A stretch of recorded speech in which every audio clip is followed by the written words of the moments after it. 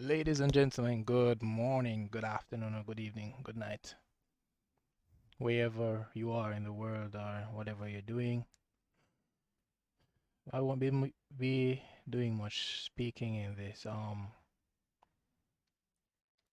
broadcast. I'll be making some commentary here and there, but I'll just be listening because I decided to share this because a lot of what I've heard so far in this interview is what I've been speaking about. So again, I'm happy I'm not the only one saying certain things regarding what is going on. So without further ado, let us take a deep dive. By the way, this is original from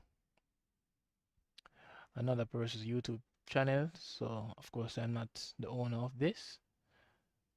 This is the owner. You can look him up if you want. All right, so made sure to get that out of the way. All right, let's go. You know what he did? He took tests of goats, papa, and I'm not mistaken, probably a chicken. And when he take those tests, he send them back to the lab and they say they are positive. For COVID. So he was the one who sent the sample of the papaya and whatever else to the lab to test for COVID. And the papaya tested positive for COVID.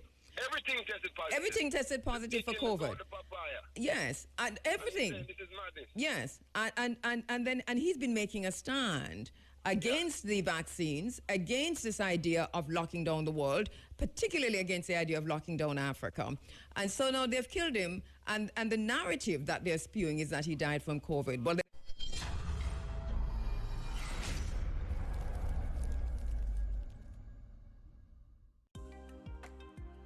and we're going to be going to the phone lines to speak with my very good friend and brother, Pan-Africanist himself. We're talking about Kwame Pianke, who is in the United States right now. Kwame Pianke obviously needs no introduction to this space. He is a commentator on this program. He has been for a very long time. We look forward every time there's an issue to speak to Kwame. It's African-centered.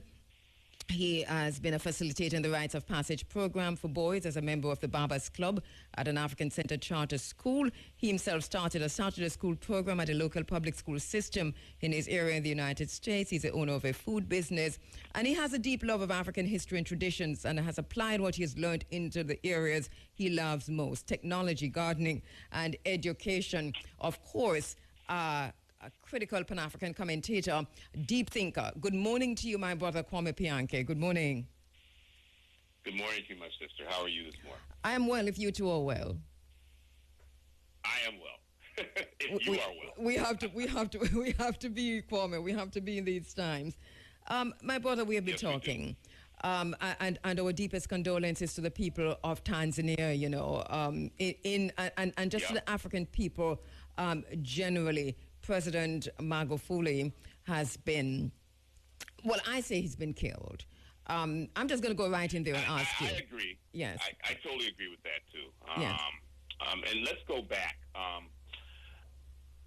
Everybody's aware who the Council on Foreign Relations are in the United States. Yes. They were formed out of the Rhodes Money Trust. Cecil Rhodes's murderous rampage into Africa, which was financed by, the big bankers in Britain. We know who their names are, and so the Council on Foreign Relations was formed out of that, and they had articles going back to last year saying that, and there was an author of one of their articles saying that Magufuli was increasingly problematic. Mm-hmm. And that was an author named John Campbell. Mm-hmm. And John Campbell had the ear of the then Secretary of State, Mike Pompeo. And Pompeo, to me, hilariously, was saying that there are irregularities in Tanzania's election. Mm-hmm. Yes, we remember that. This is like the leopard calling the toilet white. And right? exactly, and it's interesting. He was saying this in January of this year, just before, he left office, just before they were voted out of office in the United States. So just so our listeners understand that he was saying this as late as just a few months ago. just before they left office. As late as a few months ago, in January, they imposed sanctions on Tanzania. And this is from the Council of Foreign Relations blog. This is a quote. Magufuli further irritated relations when in 2016, his government unilaterally canceled a contract with Symbion Power, a U.S. company that received more than $110 million in procurement awards in Tanzania. I want us to pause a moment on that. Pause a moment on that, because this is, I think, critical to any conversation about the death of President Magufuli. It was his stance on these international trade and the bilateral or multilateral arrangements between the continent of Africa or individual countries inside of the continent of Africa and the West, including the United States, Canada, and China. What can you tell us about that? Yep. Well, obviously he angered a bunch of big people, the countries that you mentioned, but let's go down the list. For instance, he banned GMO corn, or his party, should we say, banned GMO corn in Tanzania. That was back in 2018. So there you are offending the Monsanto complex, which is intimately connected with U.S. foreign policy, and the Syngenta complex, which is connected with UK and EU foreign policy. He also killed a Chinese loan for a port, and I hope this sounds familiar to everybody in Jamaica, right? His predecessor, Jakawaya Kikwete, had signed the deal with Chinese investors to build the port on the condition that they would get 30 years to guarantee on the loan and 99 years uninterrupted lease. Basically, Magufuli said only a drunken man would have signed such a deal, and after coming to power, he initiated the renegotiation process and pressed investors to bring down the lease period to 33 years instead of 99 years. The Chinese balked, and the government canceled the port. We can go to food resources. For instance, he stepped in to get a higher price for the farmers. When the private buyers balked at that price, he forced a government-controlled bank to step in and to buy the entire crop and look for buyers. And he said, we will eat anything that is not sold. And he ordered his troops into the field to protect the crop from black market operators. And he's protected mining interests. The party increased the royalties on gold from 4 to 6%. The government owned 16% of the stock of mining companies. The government thought they were being ripped off by an Indian-owned cellular phone company, so they came in and increased their stake to 49% from 40%. So this is true nationalism. I mean, this is Garveyism in practice. In action. He talked about the massive, and this is using his own words, he talked about massive pillaging of Tanzania resources and oppression of already marginalized Tanzanians by multinational corporations. And he said, in his own words, they must go. He didn't just say that, but he actually did what he said should happen. So this, as you said earlier, my brother Kwame Pianke, angered not just multinational corporations, not just individual countries, but a swathe of other countries like China, which would not necessarily, and of course the EU. And so, and this is why it's reminding me a bit of the kind of the Patrice Lumumba situation, where they I think all have their hands in this. Yep, and I would say the Kwame Nkrumah situation. To be honest with you, because Kwame Nkrumah, similar things. He had the Volta Project. Ghana was ahead of the so-called Asian Tigers in terms of economic development and industrialization in the early 1960s. Ghana had its own truck companies, its own car companies, self-sufficient in terms of power. And once Nkrumah said he would like to take a truck and drive a hole through the Constitution that the British set up during the negotiations, his days were numbered. And remember, it was a combination of Britain and the U.S. that got rid of him. Yes. Right? And then he got sick. You know, he was deposed. He of course moves to Guinea Conakry, and then essentially he died in a hospital in Hungary of cancer. And here, right? the parallels. Go ahead. No, go ahead, because you're pointing us to the parallels between Nkrumah and Magufuli. Yes, and then you take Sekou Touré, for instance. When Sekou Touré demanded the same thing as Magufuli did, the French came in and tore down all the infrastructure before Guinea became independent. So So these things, and then again, Sekou Touré dies in a U.S. hospital in Cleveland in 1984. So this is a pattern here, and I really think what we need to get into, what is nationhood? Are you truly a nation if you can't protect your supply line and can't protect your shipping lane? Are you truly a nation if you don't have the means to create your own mechanisms of self-defense? Are you truly a nation if you can't protect your prized leaders? And are you truly a strong bloc if they can play one country against the other? And I know PLO Lumumba talked about this, where he said that if Tanzania has strict mining requirements and strict royalty requirements, the Chinese or the U.S. should not be able to run to Zambia in order to get a better deal. And what did Zambia do? Or Kenya. Zambia blocked PLO Lumumba. Remember that? No, this is interesting. Exactly. This is interesting, Kwame, because if there ever was a Pan-African leader on the continent of Africa in this time, it was Magufuli. I spoke to two brothers this morning who live in Tanzania.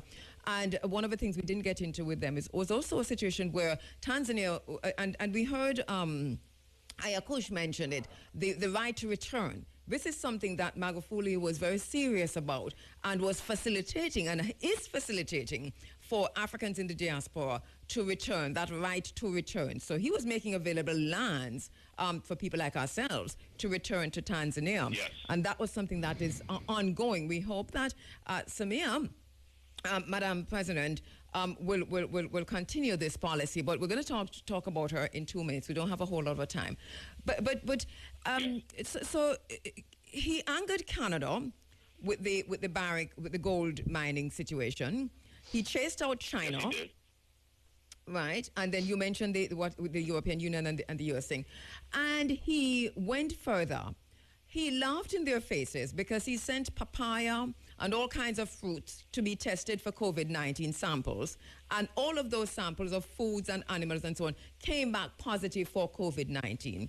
He laughed at them and said this is a pandemic. Yeah, he laughed at them. Yeah. And that shows his science background, because Let me just pause there, my viewers and subscribers. If it is not clear to you, it is clear to me that we are in a war. And this is not time for me to bury my head in the sand and meditate. And this is time for me to put on my battle gear, my thinking cap, and because a lot of persons might think that because you're a spiritual or because you believe in a supreme being or anything like that, it must always be rainbow and sunshine. And I hope I don't cause offense by what I'm saying. That's not my intention. My intention is to show you that in the real world, our beliefs are just that, our beliefs. I am trying my utmost best to let my beliefs align with reality, because sometimes we believe in things for believing's sake, and it doesn't really take us far when the rubber hits the road or when the shit hits the fan, so to speak. So you hear the speech a while ago. The brother said that he sent fruits and everything came back positive. Sent an animal, and he laughed at them. And I have reason to believe that this is the same situation here in Jamaica. People come inside, go into the hospital, and it doesn't matter what other condition they have. Once there's a slight thing that suggests that they have some form of influenza or anything, it's COVID. And so as I said, I don't want to comment long or have a long commentary, but I wanted to let you understand that this brother was basically standing up for what he deemed necessary, even at the expense of his life. How many of us are willing to do that? How many of us? That is my question. Will we die for a race? Will we die for a people? Will we die for a cause instead of subjecting ourselves to the tyrannical structure that is set up before us? Let us continue. We're going to get into the PCR test. I'll get into it briefly, right? Yes. The inventor of the PCR test, his name was Kerry Mullis. He conveniently died in August 2019 in I think it was of a stroke. He was a surfer in good shape, right?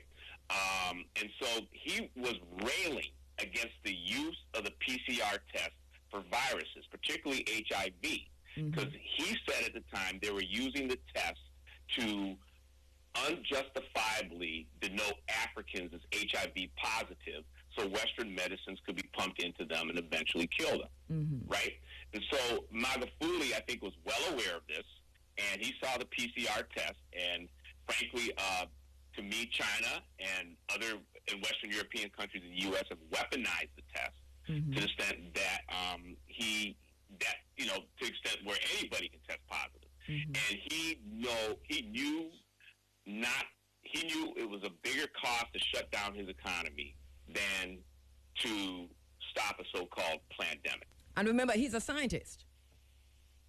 He's a scientist. And remember, and then if you have any economic background, you know this is the case. In the U.S., for every 1% rise in unemployment, 50,000 people die of either suicide, murder, cancer, heart attack, diabetes, you name it. Let me pause there one more time. Just this morning, when I was while listening to the radio on Mellow FM, this was the very same thing that was being broadcast there regarding the fact that since this so-called pandemic, the tendencies for suicide here in Jamaica has increased. Persons are depressed. Persons are distressed. They are frustrated, and as I was telling my wife recently, not everybody takes out their frustration or their depression the same way. Some persons drink it out. Some persons smoke it out. Some persons, unfortunately, fight it out, shoot it out, stab it out. You understand?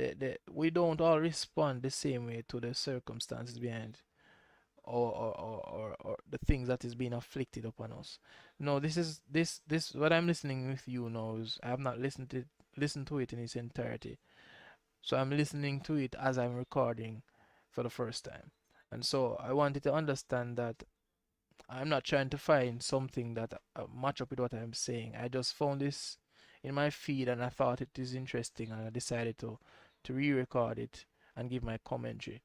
But I want it to be noted that at the end of the day, if we don't recognize that this so-called pandemic is affecting us more than the big C is, then we need serious help where that is concerned. We need serious help. Persons, I see more mad people on the road of lately. Most homeless people of since this pandemic. More people walking the street, young and old, walking the road. And this is the same thing they're talking about. But it gets worse. Listen. Right? So where we have now in the United States a suicide epidemic in Jamaica, Jamaicans murder each other. They get stressed out. So this is the end result of this. And he saw this, and again, to me, the definition of wisdom is to be able to act on something where you might only have 20% of the facts. Right? And he acted on that correctly, if you were to ask me. And tell us how, in terms of his stance now against the big pharmaceutical companies, because here his most recent stance was against big pharma in terms of the vaccines. Exactly. And so he wasn't going to accept the vaccines, and that was one of Pompeo's arguments for sanctioning Tanzania. In fact, basically the U.S. said they consider themselves the leading provider of healthcare services in the country of Tanzania. And so that's what Pompeo was very angry at. Because when you call what are healthcare services? Those are the big U.S. pharmaceutical companies. And how have there been relations between the U.S. pharmaceutical companies and African people worldwide? We can take it right to the Caribbean. What did Johnson & Johnson do? What was in their talcum powder? Asbestos. Exactly. Asbestos causing cancer, which isn't even discussed properly in the spaces in the Caribbean. That's another thing. Exactly.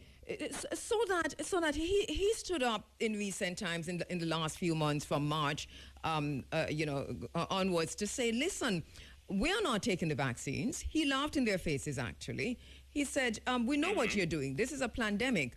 And he said, we do not require Tanzanians to wear masks. We do not require we're not going to lock down our country on your fraud. And this is basically what he said. You know, we're not making this up. So, no, we're not. And then who economically benefits from these masks? What country? Who is the main producer of these masks in the world? China. Right?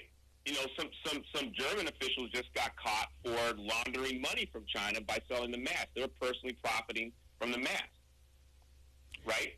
And such a strong Pan-Africanist. You're talking about economic protection. Exactly. And such a strong Pan-Africanist who is talking about reuniting the African family for development, who's talking about bringing African diaspora back into the spaces, who is very active in the Eastern Bloc of Africa, and also by extrapolation within the African Union, whose voice is pretty strong, and who's leading a nationalist and a continental drive for protection of the African land, of the African minerals, that Africa belongs to the Africans, and so Africans must benefit first and foremost, who has stopped all bilateral arrangements between China and Tanzania if Africans are not benefiting, between the European Union and Tanzania if Africans are not benefiting,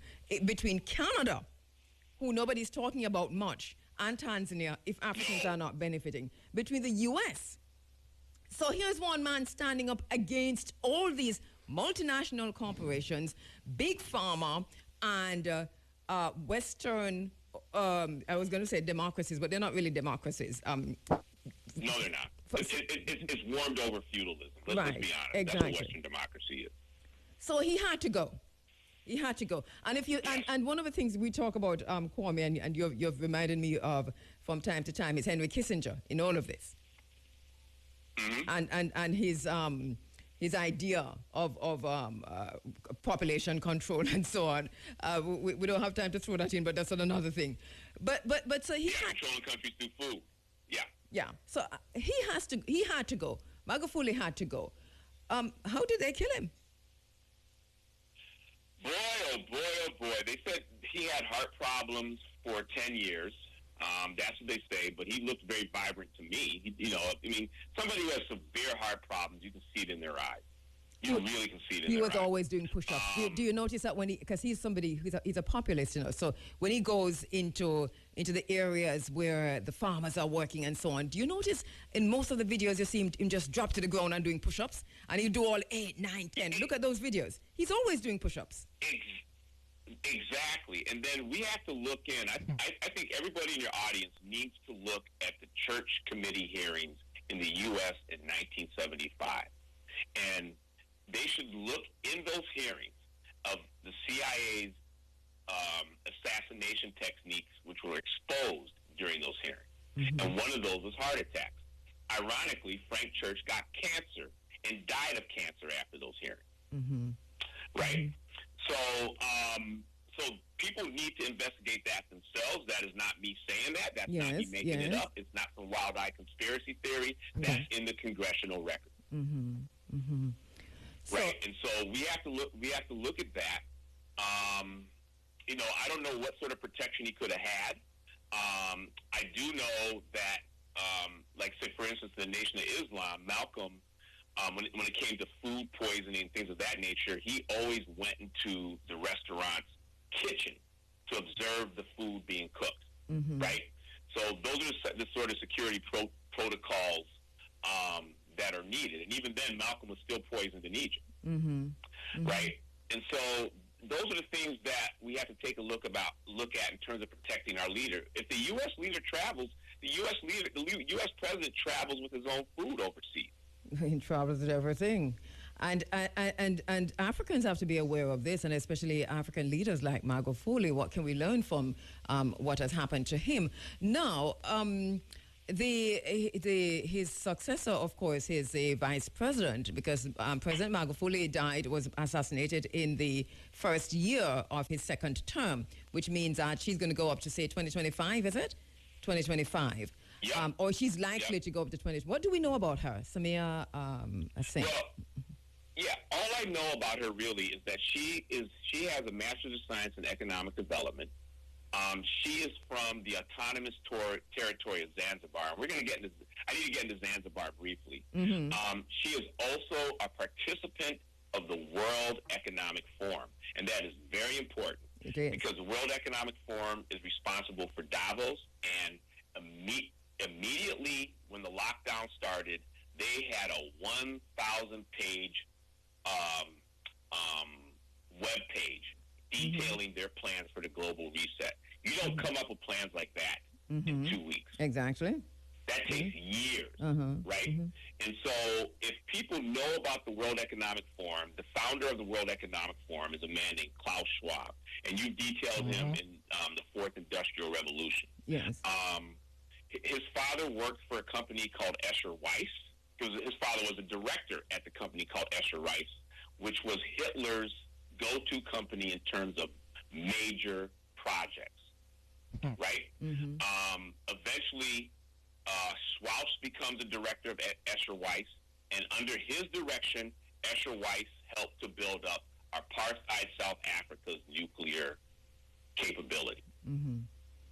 And all of this is to say that Samia Suluhu Hassan, who has been sworn in as Tanzania's first female president, and this is following on the death of John Pombe Magufuli. She's a former vice president, and you're pointing out to us that we don't know much about her at the moment, but what we do know is that she's out of Zanzibar, which you say we need to talk about later, but that also she is a member, a participant at some level in the World Economic Forum, and you're underscoring that is pretty important to note. Yes, because of its Nazi roots, right? The chairman of the EMF was a German banker when it was called the European Management Forum initially, before the name was changed to the World Economic Forum. So Schwab selected as chairman a man named Dr. Herman J. Abs. He worked for Deutsche Bank under Hitler. That was Hitler's go-to bank, right? So we have to understand this is what you're dealing with. And a lot of the eugenics projects that you're seeing throughout the world, eugenics initiated in Britain under Francis Galton. The U.S. took it and ran with it, the Rockefellers and so on and so forth. And and Margaret Sanger, who I need to say, and in her American Birth Control League, the Nazi top doctor was invited to participate in it. And the Nazis took this eugenics pseudoscience and ran with it. So what are we seeing now? The Galton Institute, remember I said Francis Galton, for just $67, you can make as many videos as you want, and you never need to pick up a camera. Developed the AstraZeneca vaccine. The AstraZeneca vaccine is being banned throughout Europe for causing blood clots in the lung. Although the European Union has just said that the risks, the benefits outweigh the risk. They're not saying it doesn't happen.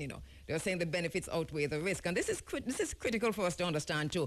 I heard Dr. Peter Figueroa, for example, saying that when you admit COVID patients anyway, you have to give them anticoagulant and so on. So talking about blood clots, I think he's kind of saying that you would have to do that anyway.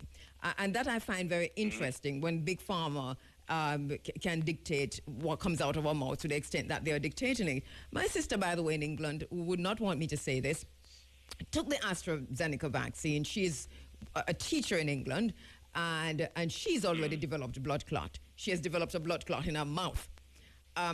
She never wanted me to say it, but I'm just saying that this is what has happened to my own sister who has taken the AstraZeneca vaccine. And I've had family members take it.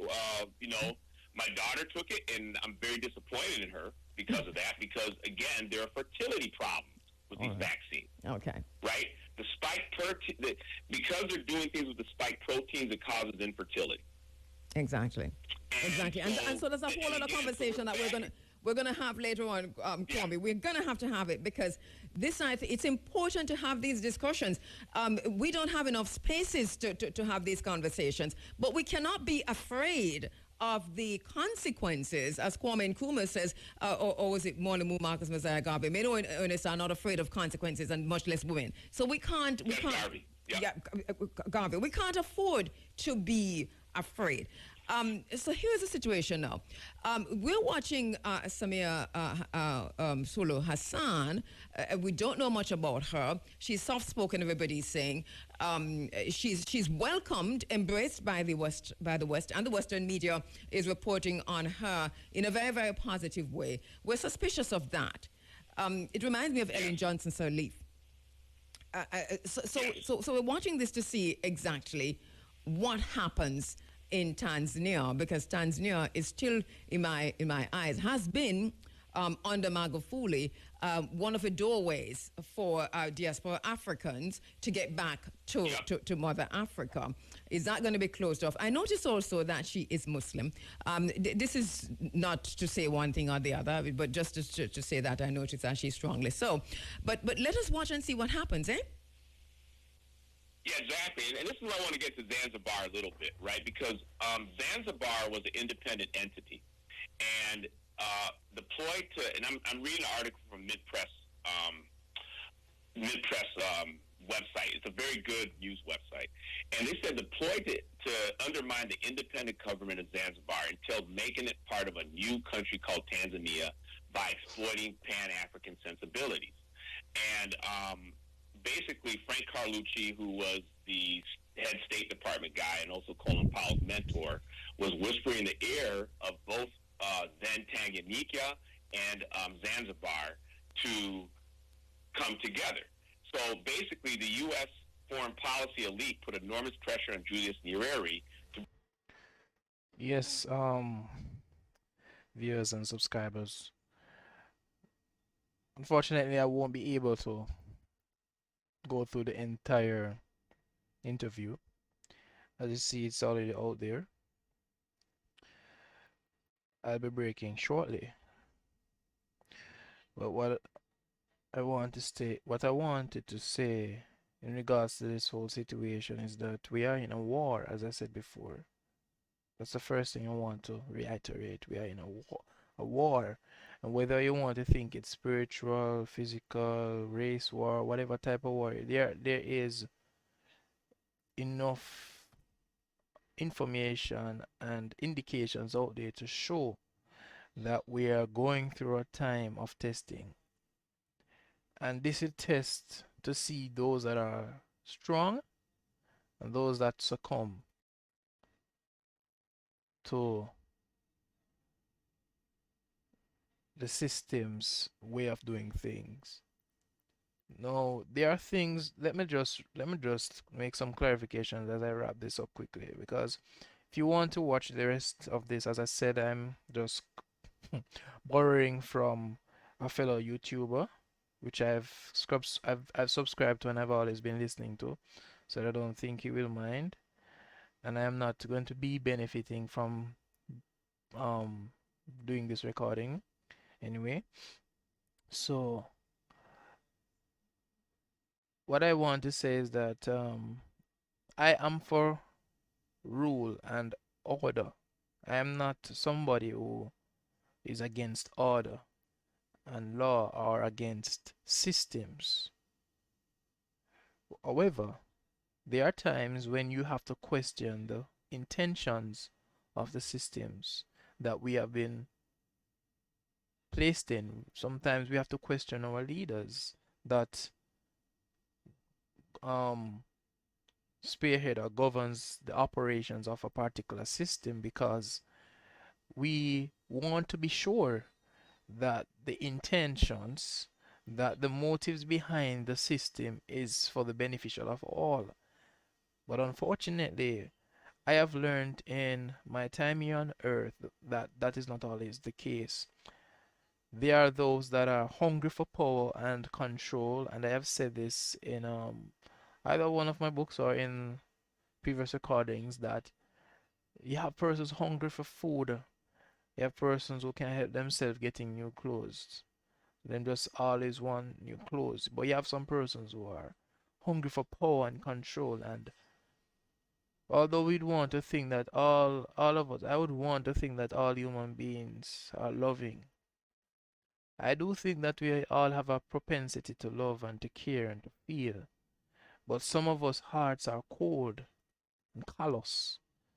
And the only thing that is before the eye or the mind is, what can I control? What can I control? What can I take? What can I own? And it doesn't matter the expense by which these things are attained, they will go forth with all power and might to dominate and to destroy the smaller man, so to speak, the man that has less than them. And it is it is appalling, it is distressing, it is saddening. And a friend of mine always tell in our last discussion, he told me, not to too much pay attention to these things if it is going to make me upset or drain my energy. But I think I need this at this time. I need to come back to reality, because the reality is that this is happening in and around me, and I'm a part of the world I live in. And I can choose to block this out and to ignore it, or to listen to it and let it not affect me. But the truth is, I want to be affected by something like this, because I believe that we are our brother's keeper. And what hurts one should hurt all of us.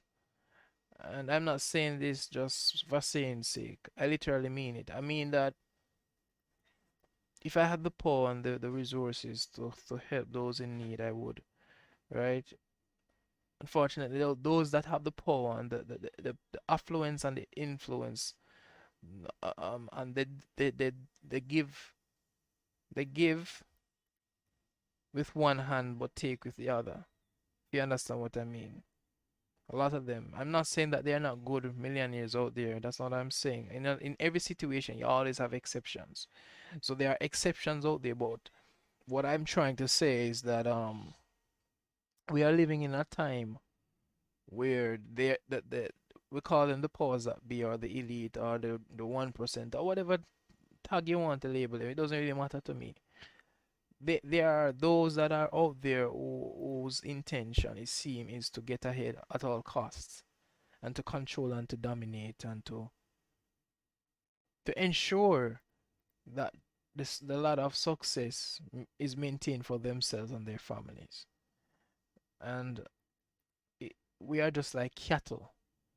The regular 9 to 5 man, the man working his 9 to 5, is cattle. You are cattle. I am cattle. Because what we are contributing to the world is dispensable, so to speak. Machines are coming on the way. There are robots that will replace a lot of jobs coming soon. And that will be a frightening time for many, especially those that have no um technology skills or background or anything like that. So while I close this down and allow you to go about your daily duties as I do mine, I just want to leave this with you. We have to stand together. we have to stand and be resolute that we'll fight even at the expense of our lives if necessary to show these tyrannical leaders that we are sovereign beings and that we are no less than them. That if a man like John Magufuli, it is alleged that he was assassinated based on his stance basically against other world powers.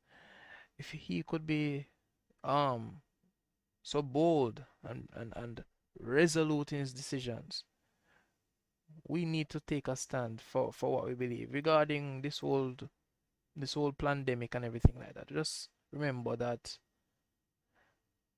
there are things in the earth that can keep our bodies immune system strong without putting a needle in our skin. But we have become so accustomed to this, to trusting everything that the health officials say and the medical doctors say, or again, I'm not saying that they don't have a place in the earth. I don't reason like that. We all have a part to play in the grand scheme of things. However, we should not just accept everything willy-nilly without question. Once we see something that is questionable, um, we should address it. So that is where I will leave it for now. If you want to continue watching the rest of this video, you can go ahead and do so on the the brothers channel.